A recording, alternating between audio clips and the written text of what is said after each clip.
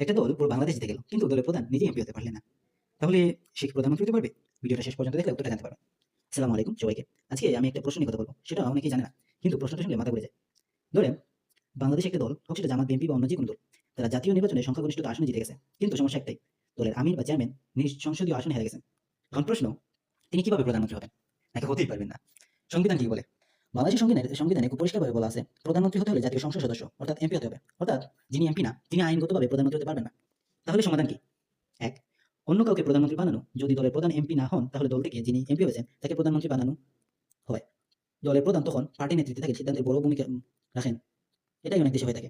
ইনশাআল্লাহ যদি গণভোটে বিজয়ী হয়, তাহলে এরকমটাই হবে। দ্বিতীয়টা, উপনির্বাচনের মাধ্যমে নিজে এমপি হওয়া। এইটা সবচেয়ে চালু পদ্ধতি।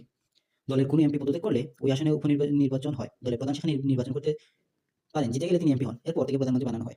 এমপি না হয়ে প্রধানমন্ত্রী হোক, এটা বাংলাদেশে অসম্ভব না, সংবিধানের অনুযায়ী বৈধ, আদালতেও টিকবে না। এক লাইনে বললে, দলের প্রধান যদি নিজ আসনে হেরে যান, তিনি এমপি না হওয়া পর্যন্ত প্রধানমন্ত্রী হতে পারবেন না।